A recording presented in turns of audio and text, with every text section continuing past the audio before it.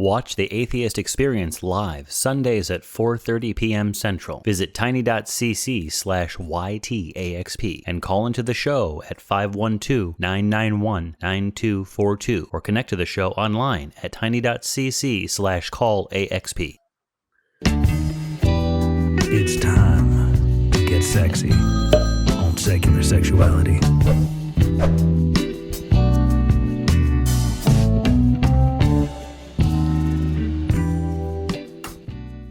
Hello, and welcome to Secular Sexuality, the ACA show that's here to hold your hand through the holidays. My name is Kara Griffin, and I am joined by a cavalcade of comic characters tonight and alliterations, starting with new co-host, Miss O'Kist. Welcome. Hi. Thanks for having me back forever, I guess. Yes, it's a commitment. I hope you're ready. I'm ready. Yeah, and so are we. And we also have with us the incomparable Pheobe Rose. Well, I'm wearing another hat, you see. Hats galore, hats galore for me. And as I say, on all these shows that you see me, you don't just get me, you get me plus my lovely ego. My ego comes as a package deal with the wonderful Phoebe Rose. Love it. And I hope we're going to be seeing lots of hats this evening. I have a feeling we might. And last but not least, of course, we are joined by Christy Powell. Christy, welcome to your show. Hey! No, I'm super excited for the show that we're building together, for everything that we've got in store for next year, and just glad to be here with y'all today. So we're going to start the way we do every week, which is with what's turning you on this week.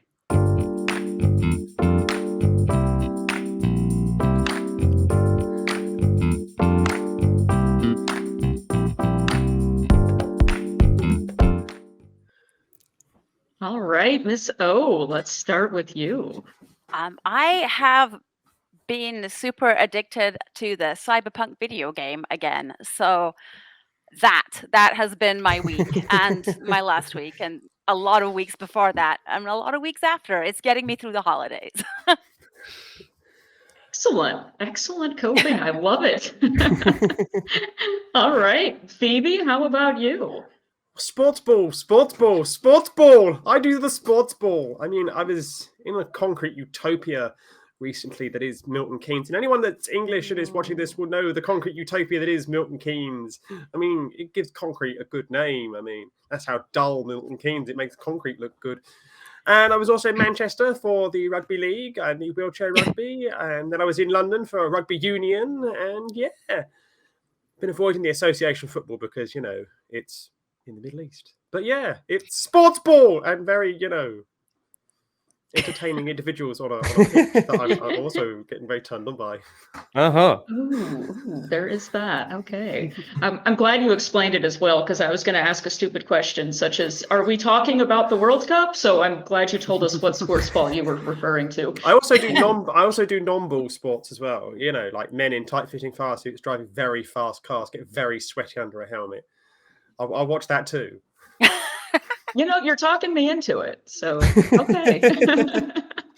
Well, Christy, how about you? You don't get to answer this question very often. Yeah, you know what? It's such a cheesy cop-out, but it is sincerely from the boner at the bottom of my heart. I want to say that I am so turned on and excited about this show and about everything that we've got lined up in the new year.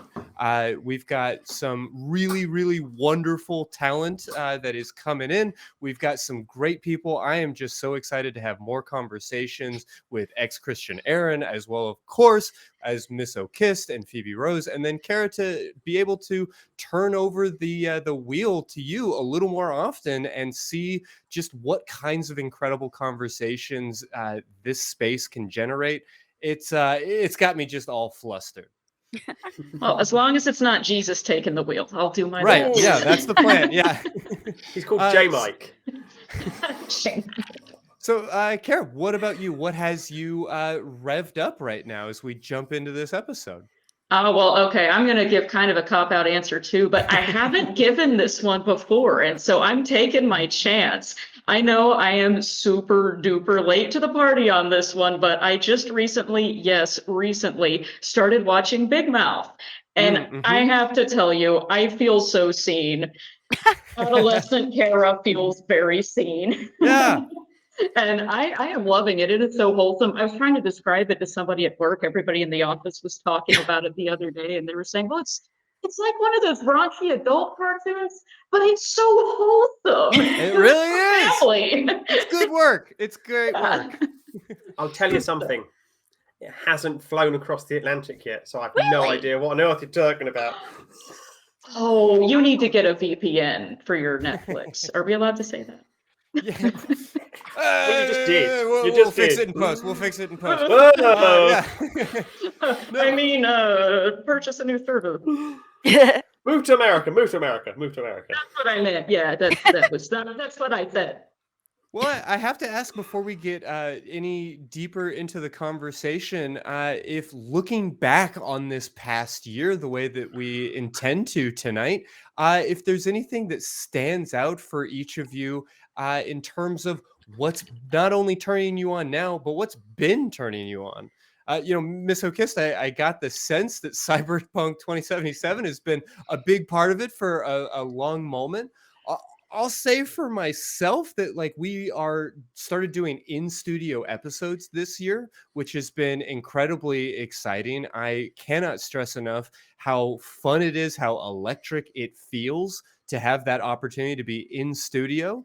Is there anything that stands out to the three of y'all as something that is sort of like in memoriam 2022? This was the year that I got really turned on by, really into. What is it? Marks and Spencer's underwear. All right, walk me through it. Tell us I mean, more. they are just fantastic. I mean, Richard Firth, you brought it up in an episode of the Non-Profits this year, and it is true. They are made for women of a certain age, but not the women that you think they're made for. They're made for women like my age and, Miss O'Kist and other such wonderful age groups like that. But they are just the most comfortable underwear that you can buy. Bras that are made for women, by women, designed by women, and they fit like bras should fit. Knickers that are, comfortable to wear all day long.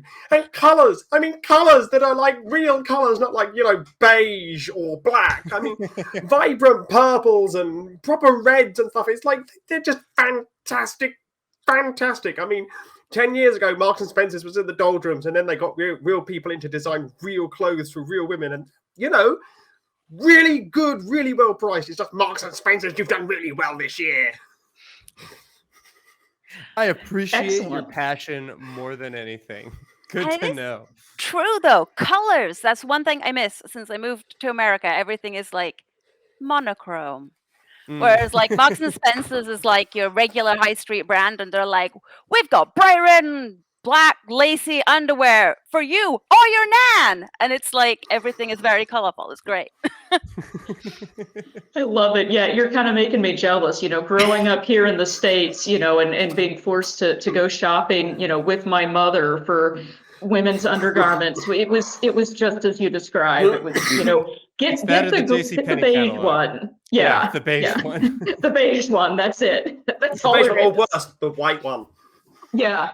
Also that you have to have one of each just in case you wear something that you can see your bra through, which is scandal upon scandal.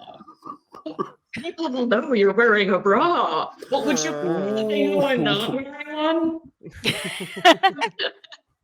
What's the alternative here, folks? Pasties. Yeah. Yes. I have like a whole treasure box of pasties. It lights up so everything sparkles. It's its own thing. It's okay. Next time I'm on, I will bring out the pasty trove. Yes. And that's how we get demonetized. Fantastic. All right. Very Wallace from Wallace and Gromit. Well, so, Kara, let me start with you on this question, because as we look at this year, there's a lot to be concerned about in the news. There's a lot to be anxious about in the world of gender and sexuality and gendered politics and all of these kinds of things. Is there anything that kind of stands out for you as, the thing that has maybe been keeping you up at night? What have been the big concerns over this past year? Yeah, unfortunately, we're taking a dark turn here for a minute. There have been quite a few, as you know, I'm sure any of our regular viewers are well aware. This has not been a great year in the news for those of us that might be interested in the world of secular sexuality. And I would have to say the main thing, or I guess category of things that has concerned me the most this year in the news has been the targeting of queer communities by extremists, both in politics and in domestic terror and violence and just general social media and people speaking out in very targeted ways towards members of the queer community, whether they're trans or queer, non-binary, pretty much any members of the queer community, the LGBTQ plus community, have been targeted in one way or another. And along those same lines, you know, I see this as related under the umbrella of heteropatriarchy. Has been in the United States the rolling back of the protections for women's reproductive health as well, with the overturning of the Roe decision. And I think I do see these as being very related and kind of a series of targeted events against particularly members of the queer community and particularly members of the trans community. Within that, when we look at the legislation that's been coming out and has been being proposed, you know, in regards to sports, everything like that, I find it very concerning that there has been so much vitriol and so much effort on the part of, I think, a minority of people, but a very vocal minority of people towards not just expressing their distaste or their dislike, but towards rolling back rights and protections for marginalized people. So that's been the main theme this year that Yeah. I am not a fan of. No, it's hardly new, but there does feel like that word groomer is getting thrown around so much more often now. And it's really important to remember that that is a term that has been lobbed specifically at gay men for as long as Americans can remember, but particularly was a big part of the conversation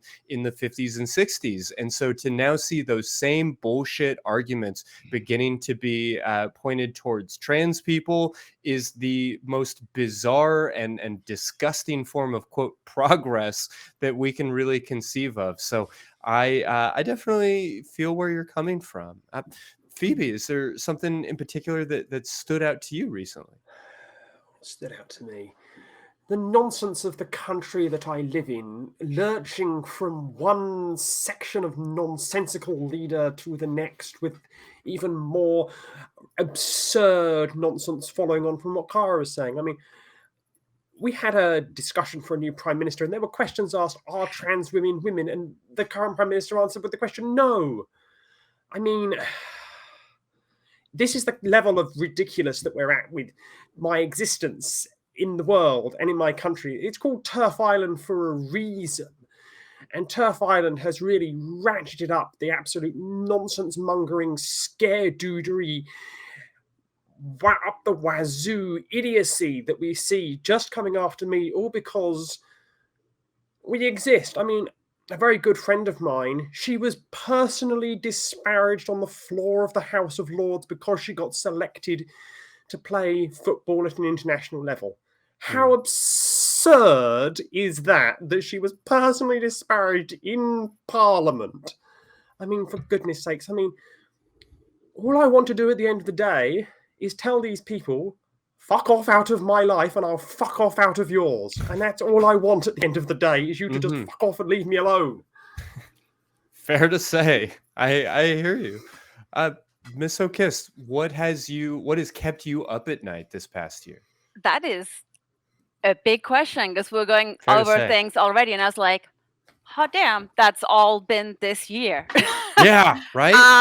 And it's like a lot, like literally keeping me up at night. It is getting difficult to keep sleeping, and I think a lot of it has been the rhetoric of hate around like the LGBTQIA plus community in general. Like, certain groups know that they're not going to find any voters there, so have been using large swaths of our community as a way to rile up their base, to be scared, to be angry, to be something, and all of it in like the pursuit of power. And it's getting very disheartening to watch, because growing up I always assumed eventually people would cotton on. Like, I'm kind of old, and I remember the first like attack ad that ran in England. It was Tony Blair with bright red eyes, and I remember seeing that for the first time, when politicians weren't talking about like their actual stances on like, what will we do for taxes? How about, railways and all that? They were like, this man's scary, and if you vote for us, you won't be scared. And everyone was like, this is nonsense. This is bullshit. What's happening? And then it worked. And then everyone was like, and it keeps working for them. And they keep going with this same thing, and they keep doubling down. And as they stir up more and more further, it's getting more and more scary, because it works for them and they don't care about casualties. And we're seeing real casualties, and they're still doubling down. And I don't even think they believe the things that they spout. I think they just know it works. And seeing people sacrificed as tools for other people's greed it's been challenging for a lot of years, but this year it's got that weak dogs bark more. Like, they know that the end is nigh for them. They're not finding new voters in the youth. They're not fighting it pretty much anywhere else. So they know that once their current voter base isn't turning out anymore, because they're not turning out anywhere anymore, I guess, that's it. That's the end of the line. So they're trying to double down as much as they can before then. And there's nothing quite as scary as desperate people who think they're victims but hold all the power. It's possibly the most terrifying thing I can imagine. And I say that as someone whose escapism has been dystopian video games. I'm like, man, this is a lot. Let's go to manufactured dystopia. It's much more pleasant. Much more bright and shiny. Yeah, I hear you. Nobody mentioned the so-called "Don't Say Gay" bill that passed in Florida. That was also this year, you guys. That was this year. It does feel like it is happening so fast, and I really appreciate that that tension. The rhetoric right now is especially terrifying, but I also want to say that there have been some bright spots this year. I'm not somebody who is going to get particularly excited about the recent passing of legislation to codify same-sex marriage and to draw those protections here in the United States. But I will say there are at least some occasional moments for brightness, for excitement. Like you mentioned about the younger generations do seem to be looking at things in the right direction. I've had the opportunity to ask so many people coming on this show, do you think the trend lines are heading in the right direction? And I think that that's kind of the piece that so many people have come back to, is that every election seems to show that younger folks do seem to have a better understanding of gender and sexuality, at least in the way that they vote and the way that they conceive of these issues, than previous generations. So with that in mind, Kara, do you have anything that you want to remember 2022 for? Something that feels a little bit exciting and a little bit less terrifying than some of the things we've been discussing so far? Yeah, and actually, I want to follow up on what you were mentioning, Christy. I also, I am inspired with at least some degree of hope for the future of humanity by the current younger generation, and I think that there is, growing sense of acceptance and understanding and curiosity about sex and gender and sexuality. And I think a lot of the vitriol and the pushback that we've been seeing lately, has probably been kind of the dying gasp of an older way of thinking that may be going out of style. And so I am encouraged by seeing that, and by really simple things like showing up at work and someone, without being told, read an email from me that has my pronouns in it and uses them. It's incredible. It's great. And also, in addition to that, just I want to also say, people who are in that way allies, as well as volunteers and activists like all of you lovely people. This has been one of the high points of my years, being able to be involved in a program like this with really amazing people who are passionate and educated and informed and willing to get out there and do something about the problems that we have identified in the world and try and help other people feel less bad and be supported. And I think that's just amazing. And I'm super privileged to get to be here with y'all. Yeah, Kara, you and I Yeah. both kind of found each other and found this work, at least in part, by walking under the umbrella that Dr. Daryl Ray carries. And that's Mhm. one of his big talking points, is just how healing it can be for the individual to participate in that type of activism, that type of, if we want to call it charitable giving, just being willing to work towards making the world a better place definitely changes your relationship with that world. And so, to anybody who is maybe having some uncomfortable feelings as they look back on this year, I really want to recommend, whether it's volunteering with the atheist community of Austin or any number of great other organizations, be giving back. It really does make a difference. Phoebe, what comes to mind for you when you think about some of the bright spots from this past year? Well, I've actually been able to go out and just, grab life by the bollocks and just start getting back on with it. I mean, not that I've got any bollocks left though, but in metaphorical sense, it's been really fantastic that I've been able to go out there and I've just been doing again. I mean, I'm floating around doing much more than I was 3 years ago. And I mean, people say that COVID had this effect on people, that people are now returning to normal. Well, I certainly have not returned to pre-COVID me. I'm now doing everything. I'm traveling a lot more. I'm going around the world a lot more. I'm doing a lot more activism. I am everywhere.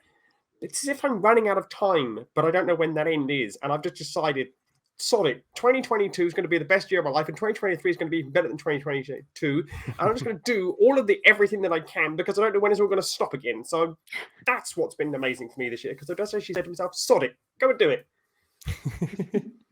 Hey, I appreciate your moxie. Ms. O'Kist, you yourself, what stands out? I've seen a lot of progress in a lot of areas. Like we talked about all the opposite of progress that we've seen, but like post COVID, there's definitely been a shift in what people are willing to put up with, and workers' movements have actually started gaining some kind of foothold here in America. Like we have unions happening, and I haven't been in the country I guess I've been here quite a long time, but not an awfully long time. And that seems pretty damn huge compared to where we were at pre-COVID. And I think like that constant existential dread has kind of taken some of the fear that had been used to hold people in place.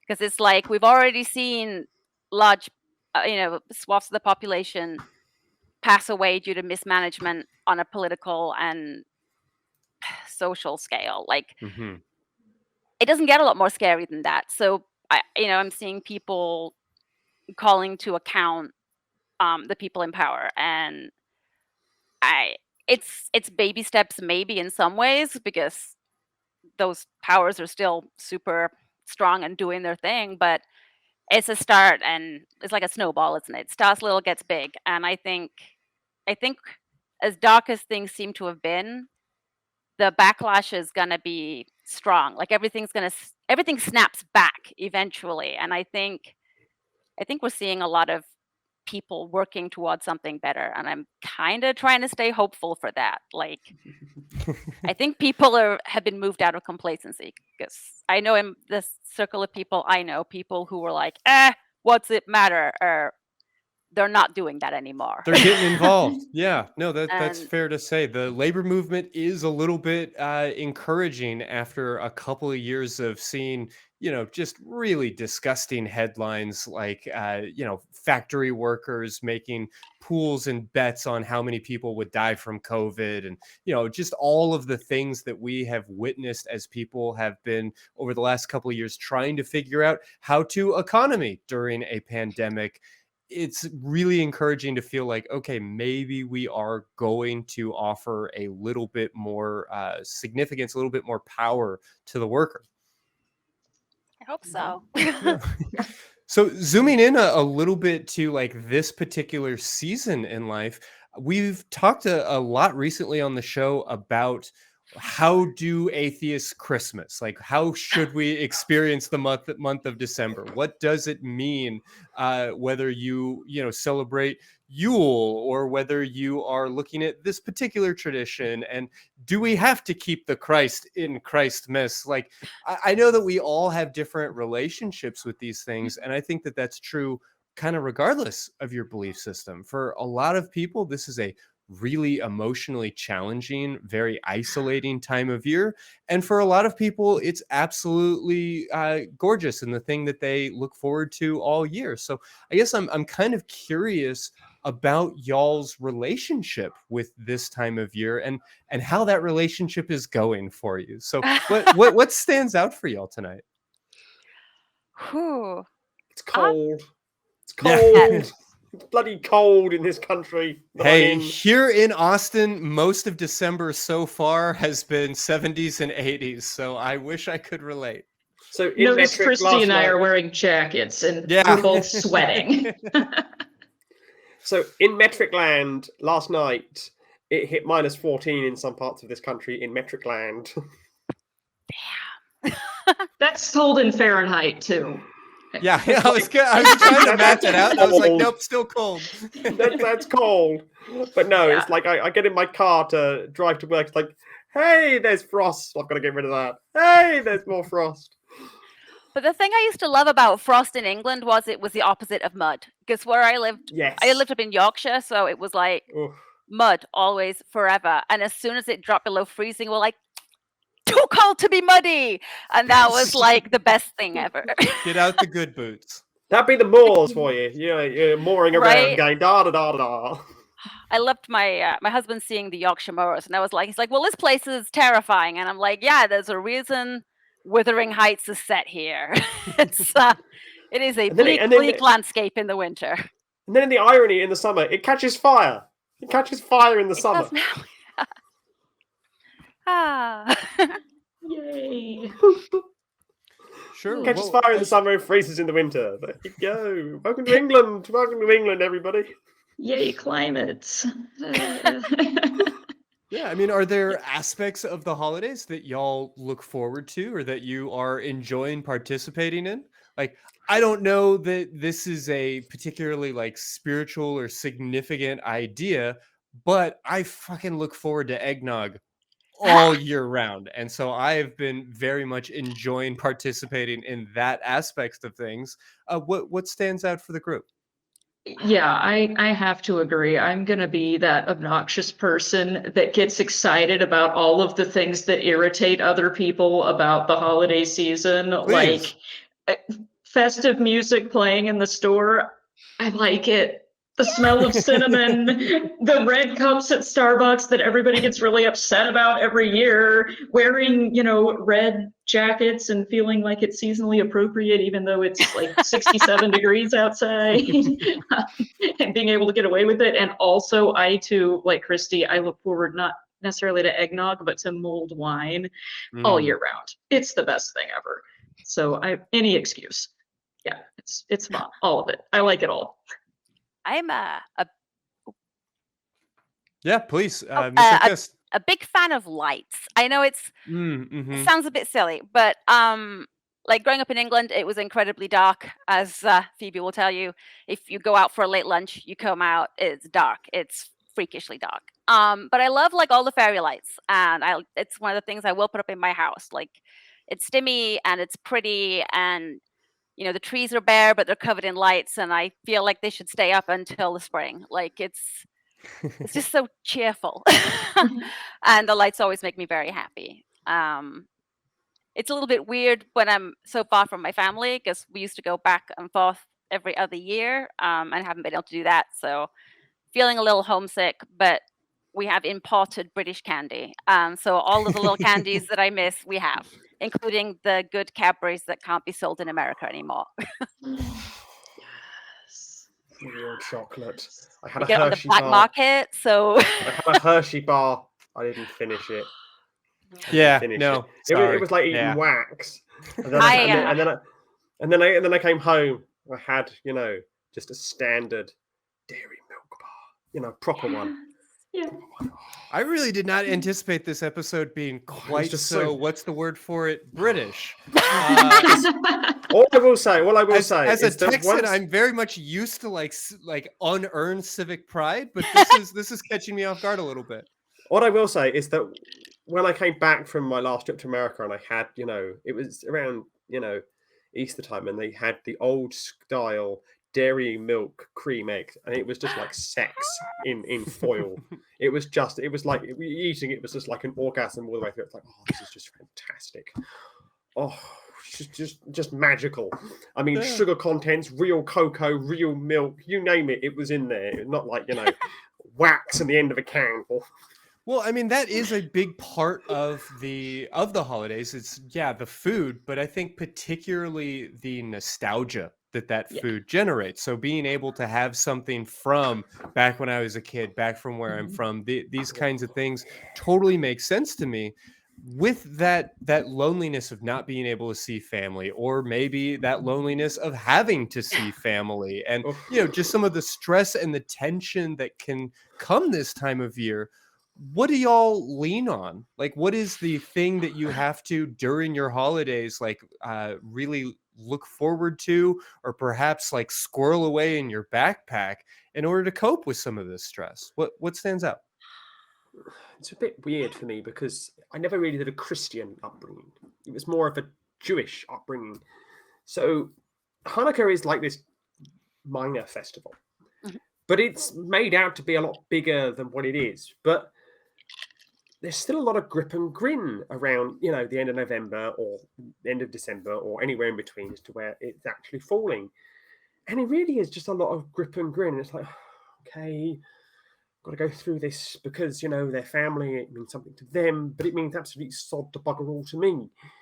So I look at it in a way of, well, it's not for me, this, but I'm not going to endorse it by, lighting the candles and saying the prayers or anything. I've made that clear to my family, but I will go and I will socialize with them. And if they want to do that in front of me, then they're more than entitled to do that. But I have to draw some lines somewhere. It's like a friend of mine won't go to midnight mass, even though their mother is like, yes, you must come. And it's like, no, it doesn't mean anything to me. You can go, but I'm not going to go with you, even though you are my mother.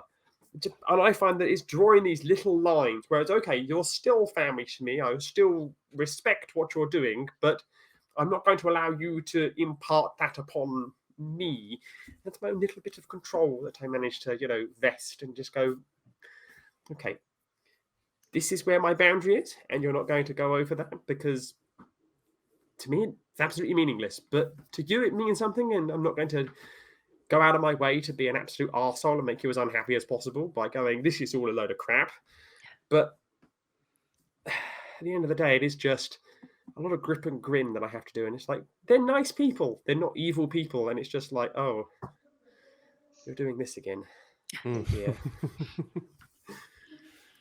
Yeah, I definitely feel that as well.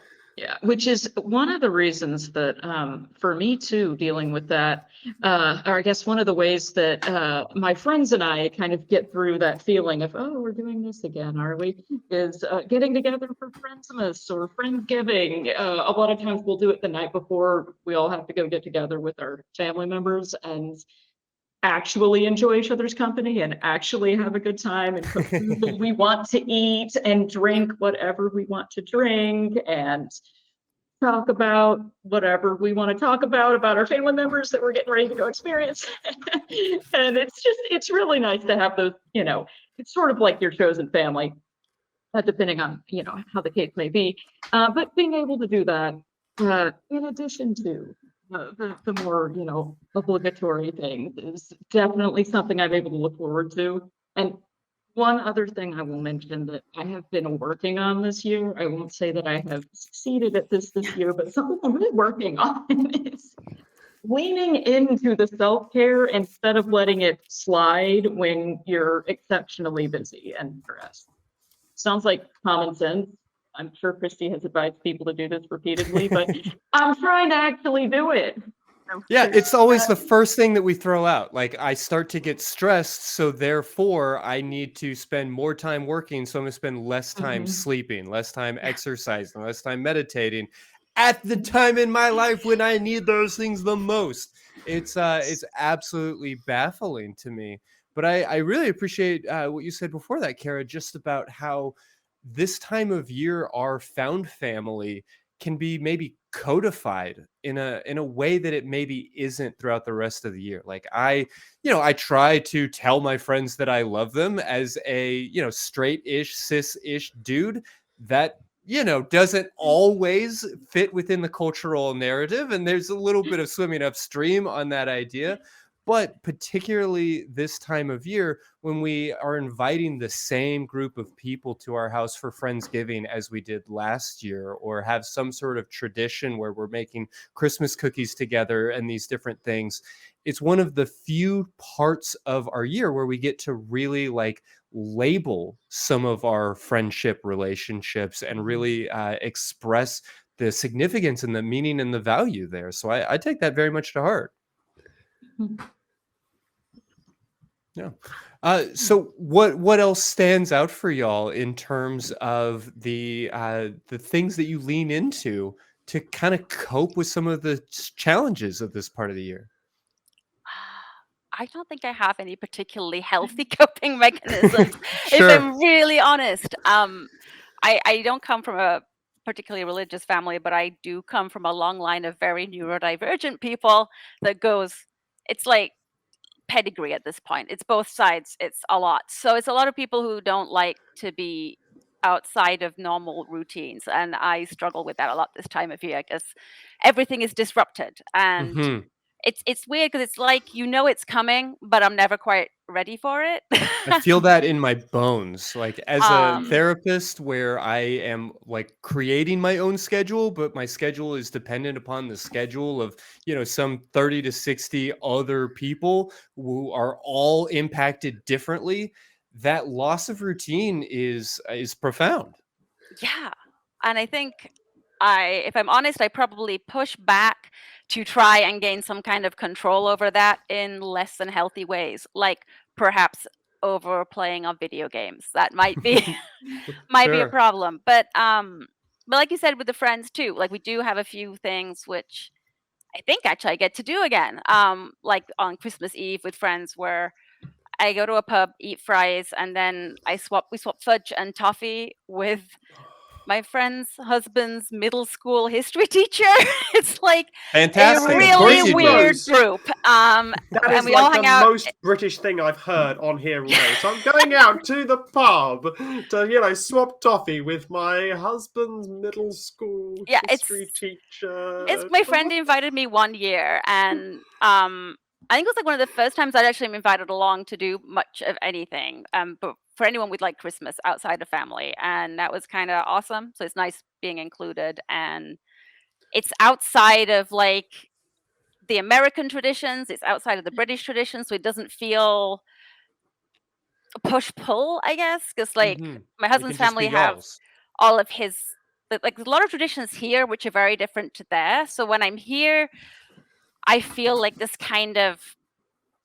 like this gap between everything I grew up with and enjoyed. Like the food's different, Oh, the yes. songs are different. Thank God we don't have Slade here. But like there's no panto, which I started going to ironically again with my dad as an adult and then loving unironically. Oh, So yes. all of that's behind missing. you. It's behind you. Oh no, it isn't. Oh, yes, it is. And it's Drag for Children that's been going on for hundreds of years. But And they're all stepmothers. That's Yes. the problem. They're all stepmothers. and So it's broken homes and drag for children. yeah, basically. That's England. It's very depressing Christmas, but also very queer. It's ace, but so I like wonderful. doing the pub thing because it's like it's outside of both traditions. So I'm not Mhm. feeling like I'm doing one side, but like feeling homesick for the other, and Just it's yours. just like it's like a no man's land, you know. It's like in the middle. It's this kind of territory unto itself, and I think I kind of like that because I think traditions get very heavy, and this time of year you got the ones that came before you that your parents put on you, and then as you're a child you build new ones, and then by the time you're like, you know, like me in your 40s, that's decades of new traditions that are built and then it's so many things to keep up with, and I like having like this little island of a break, and then Christmas Day tends to be found family too, because we don't live near my husband's family anymore. We don't live near mine, so yeah, we get together, we eat toffee, and watch questionable television, and I kind of love that. But here's the thing that you probably miss the most: questionable British television, and Oh, potentially racist soap operas, potentially racist sitcoms, and actually racist comedians. so many of those, but we got them Yeah. here too. We're really No. You don't. You think you do. You really don't. I have to say, I'm going to get in on this one too, and this is probably not even approaching the problematic shows you're referring to, but they have hooked me with the Great British Bake Off and the holiday specials, and it's so problematic, yo. I know. And I watch them, and they're on there baking pies with meat in them and things called pasties, and I have no idea what they are, and I get inspired, and I'm like, let me try and cook this, and it turns out terribly, just like on the show, and it's great fun, but you know, it is but what you it is. know, You How know, do you not know what a pasty is? How I'm still do not sure what a pasty is. if you're near the studio, there is the Brentwood Social House. They did do good pasties. What It's like are they they? better do. They better do. It's kind of like an empanada meets a pot pie, and it's My great. the I was notion like, of like a British a empanada pasty does is a not meal. appeal to me. A pasty, I'm it's a intrigued, whole though. meal in pastry. Okay, see Yeah. now It's a you're whole getting meal in closer. Now pastry. you're getting closer. It's So Fair you've almost like enough. if the pie was a calzone that you could So pick what up you've with got- one hand. Like Yeah, So a it's, all right. Cornish pasty, you may even get a dessert with it as well. The Cornish pasty will have I like a could never do savoury that. section.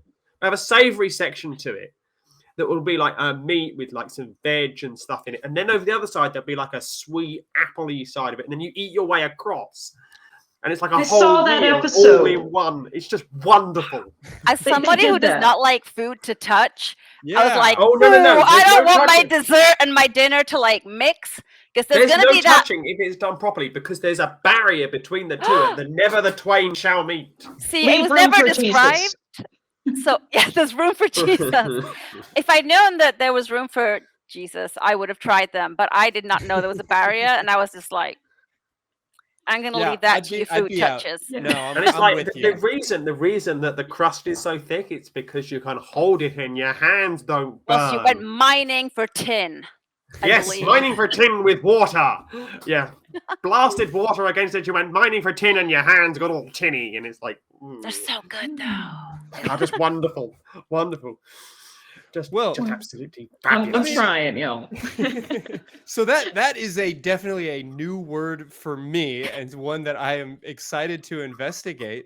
But part of what we do here, part of like the work of this show, is acknowledging that so much of gender and sexuality is this like pop culture thing that is just happening right now. It feels like there are so many new terms and new ideas to keep up with. So I wanted to hear from each of y'all. What do you think is sort of the word for 2022, at least with regards to gender and sexuality? One of the first ones one of the ones I was introduced to for the first time was the internet slang "too cute," which is TUCUTE, that I was completely unfamiliar with, only to learn that it is describing somebody who is too cute to be cis as a way of transgender folks really taking back this bullshit narrative that all trans people are X, Y, or Z unattractive label. And I dug it. So what do y'all feel is maybe a term representative of 2022, or just a vocab word that is something that you're glad to leave this year with in your hand? Now you're really getting me going, because I've got a load of British words, but you'll never understand them. I mean, I could say that Wazzock was my word of the year, but you wouldn't understand what I meant. I could say that you were a lollygagger, but you wouldn't understand what that meant. A malingering wanker as well, but none of you would understand any of the words that I'm saying here, except Miss O that's going, I know what all those words mean. But I think what we are seeing, though, is that Britain is finally joining the 21st century, kicking and screaming, and it's actually having to embrace, the real world. I mean, Britain has a lot of language that doesn't really make any sense outside of being British. And if I was to go full Cockney on you and I was to say that I was going to start with the lingo and I was about to get my plates of meat round here and I was about to get my laughing gear around this dog and bone whilst I'm on this blower to you, you wouldn't have a clue what I was on about. And that's pretty much how I feel about 2022. It's been a really bit of a hot mess that nobody that's not been inside it really understands. Because I spoke to my mother about this and she was like, what are you talking about? And I mean, I'm fighting on the front lines. You're fighting on the front lines of what? My existence. And she was like, and? You exist. Next. Mm-hmm. And that's kind of how it has kind of been. It's like you use all this special parlance and this special lingo, and it's just like, huh? Okay. And then someone comes in and gives you a reality check and goes, you're talking a load of absolute codswalloping nonsense. That's fair. I have had that experience, speaking with my mother as well. Among us. Sure. Yeah. Any other words that stand out as significant for this year that we're now exiting? It's not a new word, but maybe incubation. For better or worse, it feels like we're in a period of turmoil and things are brewing, like things are being redefined and coming together in a new way. I think through greater knowledge in a lot of sectors, greater acceptance, and I think just things are shifting. It's one of those weird transitional times in history. Like it always comes after something huge, like World War I, World War II, but also like the Spanish flu and all the other things like that. Like it feels like we've passed through this crucible that's broken a lot of things down, and now we're slowly building it up. And I think like it's the beginning of that process of like we've been through deconstruction and now we're like reconstructing, and maybe reconstruction is a better word. I think like it's kind of hopeful and full of possibility for the future. That's my take on this year, I think. Yeah. I love that you said that, because I was trying to think of a word and I thought of like the most negative way to say what you just said. That was so much better, because I was going to say erosion, thinking in terms of like, the erosion of rights, as well as the erosion of, support for, maybe some of the more toxic beliefs that affect a lot of folks in this community. And, it can be destructive at times, erosion, if you think about it in nature, it's undermining things, but also, like you said, it's reshaping the landscape. And maybe that's what we need. And that's what we're seeing. And it feels uncomfortable and scary, but maybe it's a needed change and we're starting on that path. So Yeah. being optimistic. Well, I mean, to that end, is there anything that you want to either predict or claim or just fucking hope for, manifest, however you want to frame it? There will be much more year. creative destruction next year. Creative destruction. Okay. Yeah. There will be a lot more through. creative That's your destruction. term. There will be agitators like the four of us, like the crew behind here, people like Greg, creating destructive things all around us. But they are necessary because we have to start destroying these nonsensical, old school, ridiculous, arseholic things that are just holding back A, society, and B, individuals' lives. I mean, creative destruction is happening as we see it. We saw it in a lot of the political world. We saw it in a lot of the social world. And we saw a lot of people seeing these things being destroyed, but then creating all these communities to go up and say, "Oi, fuck off, you absolute arsewipe." Yeah, I'd like to hope so. I'd like to honestly see a lot less destruction, but there are plenty of things that are worthy of being torn down right now. So it's hard not to be at least a little bit excited about that notion. Miss Okis, what stands out for you? What would you like to speak into existence? What would you like to hope for next year? Gosh, I'm always afraid of doing that because it's like it's gonna jinx it. So I'm like, in case like there's some kind of like, I don't know, maybe the government are listening and they're like, okay, this is what they're gonna do. But like you said, like with destruction, anytime something is destroyed, it leaves a place for something to be built. And I think we're grappling with a lot at the moment. Like people are discovering words to describe their experiences that they didn't have. So you've got people recognizing that they're trans very late in life, or have known it and never felt comfortable being able to do anything with that knowledge, and are now able to. And I think like I think a lot of things that have been inhibiting us have been broken down. As also a sense of urgency that action needs to happen. And I think it's going to start moving faster, but hopefully faster in a way that we can make sense of it as it happens and it doesn't get away from us to create new problems. So I'm hoping for thoughtful rebuilding. Yeah, Or perhaps purposeful build. I'm not sure, but I think perhaps moving forward with plans rather than out of reaction, because reactions they're quick and they're not careful. It's like a band-aid. It's like the emergency situation where you have to like triage it, get it under control, and I think it's felt like one big triage this year. It's been one like proverbial ER/casualty trip after the other. And I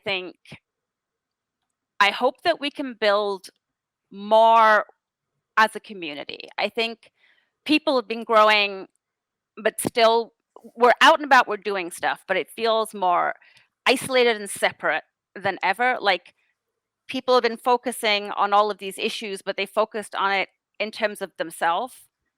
And I think like integrating these new selves into a community, because then we can build with these same concepts, but stronger. Like each individual is easy to knock down, but I think we can now come together with everything we've learned about ourselves and the world, and hopefully start building some strong communities, because we need communities to hold us up. It takes a village. Yeah, and all of that. So I myself, I don't want to get too far out over my skis, as I am not much of a philosopher or sociologist or these different things. But as you're talking about community and sort of reforming and how can we do this stuff together and the sort of evolution of society, like these different ideas, I can't help but just think about misinformation and how significant that word has been over the past couple of years. And I think that has to be, at least in large part, because of new technologies and us as a culture, as a society, having to sort of grapple with some of those things. I'm not going to sit here and be the person who tries to decide whether like the Arab Spring and the, rise of the alt-right and all of the bullshit that we might try and pin on Twitter is a net benefit or a net harm to the world. But I do want to just acknowledge that there are always going to be growing pains as we adjust to new technologies and new ways of organizing ourselves as a species, as we transmit and communicate information back and forth. And I would like to have a little bit of hopefulness that we can begin to maybe saddle some of these things, gain a little bit of mastery over the online communities that we've been forming for years, but that we've begun to really rely on in new ways in the wake of this pandemic. Yeah. Hope so. Yeah. Kara, how about for you? What is the word that you are hoping to see more of or hear more of coming into 23? Yeah, and I actually love that you brought up everything going on social media and everything like that, because the word I was thinking of was dignity, which, we could use a little bit more of in the world. And also, y'all knew we weren't going to get through a whole episode without me giving a book recommendation, right? So I read this book called Dignity by Kara Hicks, and I thought it was great. Now, it has a couple of spots in it that are a little bit spiritual, so, take that with a grain of salt. As you will, take it or leave it. But the concept behind it, I think, was a needed one. And just this idea that if we can approach people and potentially, conflict situations with the idea that we're going to treat other people with dignity and we're going to treat ourselves with dignity, which means, maybe we're going to be true to our values and our integrity. And also we're going to treat people like people. And not put them ahead of whatever positions and ideologies and things that we have floating around. But if we can just engage in a little bit of empathy and put people ahead of a lot of this other nonsense, then we can probably avoid a lot of conflict and actually help people engage in some healing instead of hurting people worse. So I hope that we do that better next year. Well, every year would be great. But Sure, yeah, fair to say. particularly next year. Gotta start somewhere. Yeah, exactly. Let's start now. Let's start yesterday. I would love that. And so, with that in mind, Christy, y'all, what kind of final thoughts would y'all like to leave the audience with? Yeah, I guess as we start to wrap up tonight, I just want to really express that whenever, wherever people are listening to this, if it is, as you are driving to grandma's house around the holidays or these different things, that you recognize that whatever it is that you're feeling right now is okay, right? Like there might be feelings that we prefer over other feelings, but that doesn't mean that we need to judge the feelings that we're experiencing or that we need to fix our feelings.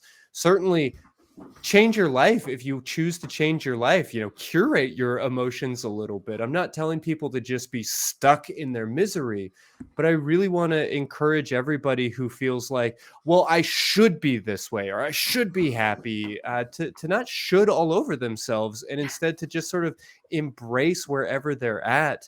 And to try and connect with that community, IRL, online, in a family situation, or wherever else, so that you can recognize that however you're feeling right now or this time of year, that there are people all over the world, as well as just in your neighborhood and down the street, that are dealing with the same kinds of emotions, and that you're not alone in any of this. This time of year can be incredibly isolating.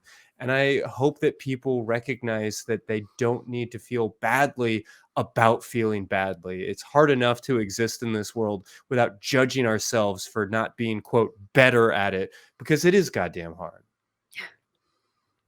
So I'd like to just say that we all wear many hats. And as I was doing throughout the show, I was changing my hats. But at the end of the day, I'm going to end it without wearing any of those hats. Because I just want to leave people to say, be true to yourself. Take off all of your hats. And at the end of the day, work out what is best for you. Because if you're not making yourself happy and you're not looking after yourself, then you're the only one that's going to suffer.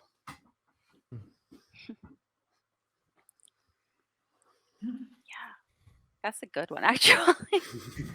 Yeah, I like that a lot. I would just piggyback onto both of the things that y'all said and say, absolutely, go and surround yourself with people that will support you and advocate for you. And, wherever those people can be found, whether it's in person or online or on a Discord server somewhere, go and find those people. You deserve to be supported by other people and not to be torn down by other people that may be doing that in your life. So go out there and find your family and your support, and to the best of your ability, be that for other people, please. It means a lot to the person that you support, even if it's doing something really super minor.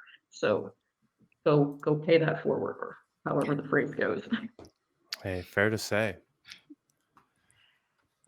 Gosh, I would agree with all of those, and I would probably just say to anyone out there who, this is a time of year at least where I know I end up taking stock in the last year, and I'm a natural worrier, so I will start fretting about it. I'll start fretting a little bit before Christmas, and I'll keep that fretting up till New Year's usually. But there's been a lot to take stock of this year, and when you're like looking back at stuff, and it might feel like it's too much. Like, everyone has been through a lot, and it has been hard, and especially for like our trans and queer communities, it's been difficult. But no one is alone. Even if wherever you're at, you might feel like you are, you're not. And yeah, I believe that things are going to get better. I think they can. And I think like if you find yourself dwelling too much on the past and the pain that's causing, like one of my therapists is always telling me, like, I can list off all the things I don't want, and I can list off all the things that I'm angry about. And then she's like, well, what do you want? And I think if you can focus on the things that you want, other people out there want that just as badly as you do. And maybe you can connect to those people online.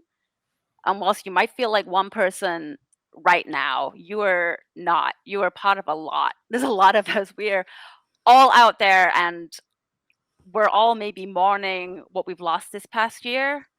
But all that we're mourning now, I think, gives us space to build better next year. And I think people who are inactive are not now. And I think more people are going to stand up. And I think we've got hope. And if you're not feeling that right now, we do.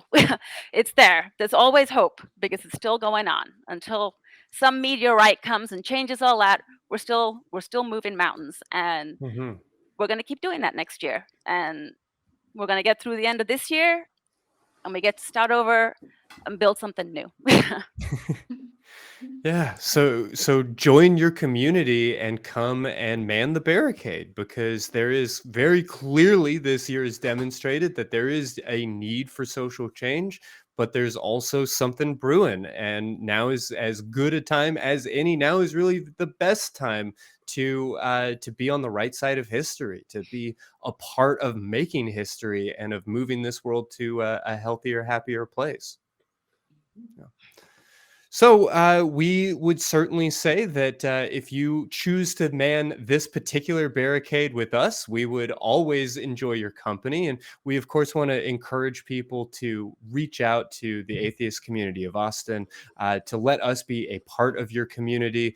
Of course, you can do that through social media like the Atheist Community of Discord or the Sexuality Facebook fan group. But you can also keep up with this organization on our website, atheist-community.org, or email the show at sex@atheist-community.org if you would like to volunteer with the organization, if you'd like to be a part of what we're doing here. But all of that, those formalities aside, really, we just want to see you living your best life. And I think that volunteering and working towards the greater good is a meaningful part of that. So please, if you're listening to this during the holidays, take good care of yourself. Enjoy your family, enjoy your friends as much as you possibly can. And, I guess no matter what has you turned on this particular week, or what kind of hat you're wearing, or your candy's nation of origin, we really just want to encourage you to live your best life and to give yourself a big ol' orgasm. Or better yet, to give somebody else one.